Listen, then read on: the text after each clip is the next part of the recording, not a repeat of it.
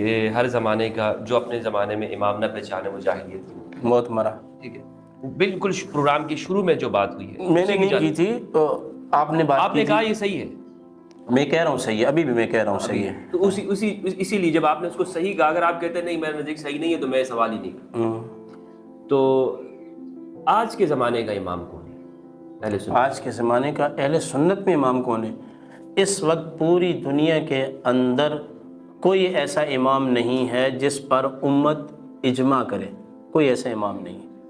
آج کوئی امام موجود نہیں ہے، موجود نہیں، نہ غائب میں ہے. امام پیش کریں. معاویہ بن ابی سفیان نے تو کبھی امام علی کی بیعت نہیں کی. کس نے؟ معاویہ نے. تو اس پہ تو میں آپ کو کہہ رہا ہوں بیعت کی، انہوں نے کی ہی نہیں ہے. انہوں نے تو بیعت نہیں کی. میں کہہ رہا ہوں آپ کو حضرت معاویہ رضی اللہ تعالیٰ عنہ اور مولا کائنات کے مابین کے خلاف نہیں سنیں، جو جنگیں ہوئی ہیں، میں نے آپ سے کیا کہا کہ وہ جو ابھی آپ نے کہا کہ جو بیعت نہیں کرے گا اور اسی آیت میں چلے انہوں نے تو کی نہیں ہے نا، انہوں نے بیعت نہیں کی نا، تسلیم بلکہ جنگ کی ہے. میرے زمانے کا امام کون ہے بھائی؟ کوئی بھی نہیں ہے. رسول نے فرمایا نہیں ہر زمانے میں امام کوئی بھی نہیں ہے. اب میرا سوال آپ سے یہ ہے کہ انہوں نے فرمایا کہ آج کے زمانے کا کوئی امام نہیں ہے. رسول اللہ صلی اللہ علیہ وآلہ وسلم نے فرمایا کہ من لم یعرف امام زمانی فقد مات میتۃ جاہلیہ. جو مر گیا اس حالت کے اندر کہ اس نے اپنے زمانے کا امام نہیں پہچانا، وہ جاہلیت کی موت مر. ان کے نزدیک یہ ہے اہل سنت کے ہاں، انہوں نے اہل سنت کا عقیدہ بیان کیا ہے کہ آج کوئی امام موجود نہیں ہے، میرا امام کوئی نہیں ہے. اور حدیث کی وجہ بھی بتا دیں. تو اس لیے حدیث کا مطلب یہ بن جائے تو پھر جی وہ بن جائے الگ، لیکن آج کے زمانے میں نہیں ہے امام. یہ آپ کا قول ہے اور آپ کا نظریہ بھی یہی ہے، عقیدہ یہ ہے.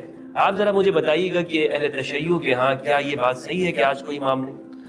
دیکھیں، یہ جو بات ہے کہ رسول خدا نے فرمایا کہ جو بھی اپنے وقت کے امام کی معرفت کے سوا دنیا سے چلا گیا وہ جاہلیت کی موت مر گیا. تو یقیناً ہر زمانے میں ایک امام ہے اور اس کی شناخت اور معرفت ہونا لازمی ہے. جو بھی اس کی معرفت کے سوا دنیا سے جائے گا جاہلیت کی موت مرے گا. جیسا کہ مفتی صاحب نے کہا کہ وہ بن جانے والا قانون اللہ کے پاس نہیں ہے کہ لوگ بنائیں پھر اس پہ لوگ متفق ہوں، اس کی معرفت رکھیں ورنہ جاہلیت کی موت مر جائیں گے. یہ تو ایسا جو ہے وہ ایک قانون بیان کر دیا کہ انسانوں کو، اب میں کیا جملہ کہوں کہ اللہ کے رسول نے کس طرح سے جو ہے نا ایک راہ دکھائی ہے کہ پھنسا دیا. کہ بھائی اللہ کے رسول اگر آپ سے کہہ رہے ہیں کہ جو بھی اپنے وقت کے امام کی معرفت کی سوا دنیا سے چلا گیا تو جاہلیت کی موت مر گیا، تو یہ رسول خدا کی ذمہ داری ہے کہ ان اماموں کا بتائے کہ وہ کون ہیں اور وہ اللہ کی طرف سے بنائے ہوئے امام ہونے چاہیے. یہ جو میں آیت پڑھ رہا تھا کہ خداوند متعال نے در حقیقت ہمیں کہا ہے کہ تو بھی صبر کر اس کے ساتھ جس نے اپنا سب کچھ اللہ کی رضا کی خاطر چھوڑ دیا ہے. یریدون وجہہ، وہ اگر چاہتے ہیں تو فقط اللہ کی رضا چاہتے ہیں. ولا تعد عیناک عنہم، تو اپنی آنکھیں بھی ان سے مت ہٹا. ترید ولا تعد عیناک عنہم ترید زینت الحیات الدنیا، ایسا نہ ہو دنیا کی زینتوں میں گم ہو جائے تو. خداوند متعال کا یہ فرمان ہے اس کے ساتھ صبر کر جس نے اللہ کی رضا کی خاطر صبر کیا، اپنے چہرے کو اللہ کی طرف جھکا دیا ہے. یہ آیت خداوند متعال نے ہمیں آج اس دور کے اندر، کیونکہ دیکھیں میں نے پہلے بھی عرض کیا تھا بنی اسرائیل نے انبیاء کو قتل کیا، آخری بچے حضرت عیسیٰ علیہ السلام. اس کے بعد جو ہے ائمہ معصومین کو قتل کیا گیا، امام حسن امام حسین مولا علی سے لے کر سب ائمہ کو قتل کیا گیا، حتیٰ امام حسن عسکری کو قتل کیا گیا.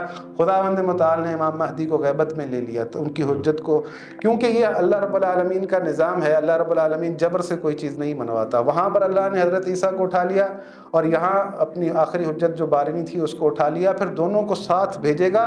اللہ اپنے امر پر غالب ہے، اللہ کا امر غالب ہو کر رہے گا.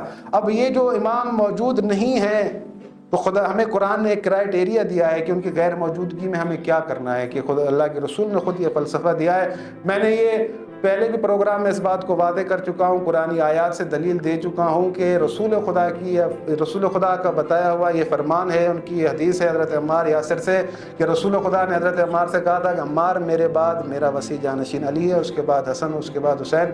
پھر رسول خدا نے تمام ائمہ معصومین کا نام لیا، امام مہدی کا نام لیا، پھر کہا کہ اس میں 12ویں کے لیے غیبت ہے. ساری دنیا اگر ایک طرف رخ کرے اور اکیلا علی تنہا ایک طرف رخ کرے تو علی کی طرف چلی. تو یہ ساری چیزیں موجود ہیں. ہم اگر کہتے ہیں کہ امام مہدی غیبت میں ہیں تو وہ ہمارے امام ہیں. کیوں ہم انتظار میں ہیں؟ کیونکہ رسول خدا نے ہمیں یہ میزان دیا، رسول خدا کی وصیت کے مطابق ہم انہیں امام مانتے ہیں. وہ کس طرح غیبت میں ہدایت کرتے ہیں ایک جدا موضوع ہے. آپ اس پر بیٹھیں تو میں اس کے لیے بات کرنے کے لیے تیار ہوں. صحیح ہے. بہت بہت شکریہ علامہ صاحب آپ کا.